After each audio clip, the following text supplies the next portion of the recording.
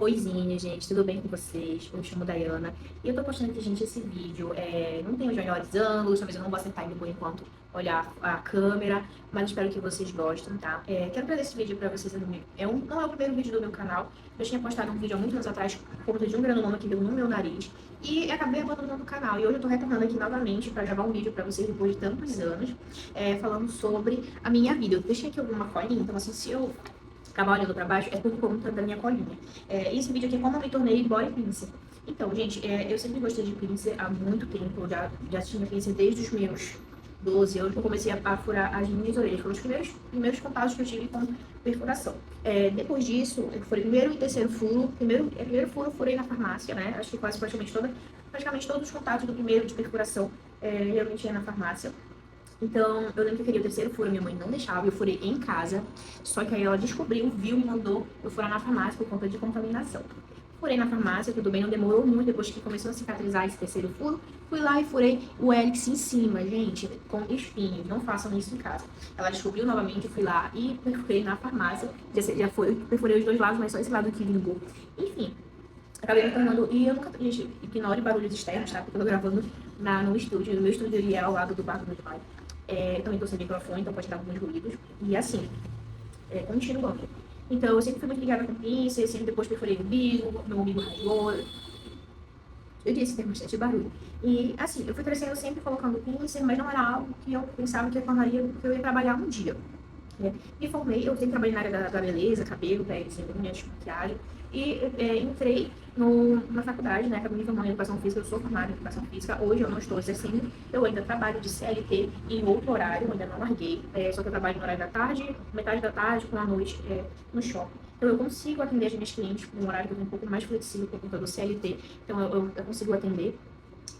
Quero muito poder, se Deus quiser, um dia poder trabalhar somente com a área de pince ou voltar também um pouco para a área da beleza, limpeza de pele, essas coisas. Mas é plano para outro vídeo. Então, gente, como eu tomei body pince, eu fiz um curso online e depois eu fiz um curso presencial. Fiz um curso online, eu paguei, fiz um curso completo, na verdade, ele era básico e avançado. Você precisa ter o curso, tá? Esse body pince, porque por mais que você tenha vivência dentro do estúdio, mas se você não tiver um certificado, algumas empresas de joias, por exemplo, de joias de pince, só vendem para pessoas que têm, para profissionais que têm certificado. Então, eu precisava ter o certificado. Eu fiz o curso online, quando eu fiz o curso online, gente, no meu caso, eu não comecei a perfurar, porque eu ainda tinha muita insegurança e eu sempre levei em consideração que eu só queria perfurar algumas pessoas se eu... Calma aí. Uma questão de mensagem agora, gente, peraí. Então, eu sempre coloquei na minha cabeça, gente, que eu jamais iria perfurar uma pessoa se eu não tivesse pelo menos uma segurança ou se eu tivesse pelo menos o básico mesmo de uma biossegurança, que seria a autoclave e a cuba ultrassônica, porque eu conheço muitas profissionais, gente, que trabalham com pincer e a gente, mesmo em 2026, ainda não faz esterilização, usa estufa e não é correto, tá? Quanto eu paguei nos cursos na época, quando eu fiz, gente, o curso de online, como ele foi mais completo, eu paguei, ele é tecnicamente um pouco mais barato, né? Mas, enfim, eu paguei acho que 1.200 parcelado. E também foi inclusive algumas outras coisinhas, não foi só perfuração básica e avançada, mas eu não tinha todas as perfurações, por exemplo, assim, septo, não tinha. Ela só falava no curso mais ou menos qual eram as joias, como era mais ou menos, mas não tinha a perfuração. Eu moro no Pará,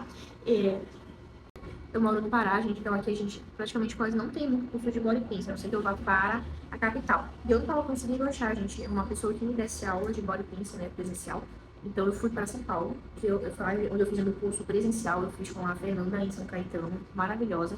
Com ela eu fiz o curso básico de algumas perfurações que eu saberia que ia sair. Se eu não estou enganada, eu paguei 1.500 no curso. Todo o processo de biossegurança ela me passou, esterilização, limpeza de joia, asepsias de pele. Eu fiz com ela no presencial nariz, fiz sobrancelha, fiz orelha. Eu não ter feito umbigo, mas a minha modelo de umbigo acabou não indo. Então, assim foi indo. Enfim, eu atendo gente numa salinha, que é na casa da minha avó, que era da minha irmã antigamente, que ela fazia unha. Pra corrigir materiais de unha, ela acabou desocupando. Por isso que vocês podem ver, ainda tem bastante coisa aqui da época que tinha os ganchinhos, tá? Aqui também ainda tem, ó, onde tinha os esmaltes. Então ainda não tirei, porque eu ainda tô me adaptando, um pouco organizando, porque é o tempo também que o dinheiro tá entrando. Eu terminei o curso presencial, gente, em janeiro. E eu fui em janeiro para São Paulo, nas minhas férias do CLT, e com o dinheiro que eu peguei do CLT, que eu fiz assim, com dinheiro assim, já pra fazer o curso, eu não entendendo. Eu consegui, achei uma outra body pencil lá em São Paulo, que estava desfazendo das coisas delas, e consegui comprar, gente, minha autoclave junto com a minha cuba ultrassônica num preço, assim, fenomenal. Então, acabou, foi uma viagem que eu não curti muito, mas, assim, acabou conseguindo trazer todas as minhas peças de trabalho que eu ia trabalhar, né, aqui, de uma forma segura. Comprei a minha maca com a escadinha, gente, no preço de desapego na OLX aqui na minha cidade, tipo, R$ 350, uma maca muito boa, que era de napa. Não sei se vocês conhecem aquele famoso couro, tipo couro fake. Então, assim, pra asepsia, ela é perfeita, ela é ótima pra limpar, porque eu posso passar, eu posso lavar, não vai passar pra parte da esponja. E a escadinha da pessoa fica ela um pouquinho alta, mas é perfeita. O resto das coisas eu consegui comprando devagar, por exemplo, joias, tape, coisas de limpeza na minha cidade onde tem. Geralmente, muita coisa de body piercing a gente usa, vende em casas de dentista e casas de saúde, então os casas hospitalares, nessas coisas que vendem. Então, eu me considero ainda uma body piercing iniciante, porque eu comecei a perfurar mesmo a partir de fevereiro. Esse vídeo está sendo publicado em maio, ou seja, eu tenho experiência, né? Março, abril, maio. Tenho 3 meses na área. E assim, gente, é uma área muito promissora. Aqui na minha cidade já tem 3 body piercing. Uma é top de linha, que eu morava em São Paulo, tá morando aqui, residindo em Santarém. Ela é maravilhosa. Tem mais 2 meninas que já trabalham na área. E tem mais uma outra moça que eu tenho um pouco mais de amizade com ela, que eu já trabalhava já há muito tempo com vendas de joias. Desde 2022 eu já trabalhava eu trazia, comprava na Shopee, comprava em outros lugares que eu via em alguns sites que ainda não precisava de certificado de body piercing. Eu trazia joias para vender para as meninas aqui, principalmente para essa moça, né? Que é body piercing, que eu tenho um pouco mais de contato. Joias em aço, principalmente, na verdade. Titânio eu trazia muito pouco, porque não era o meu público na época.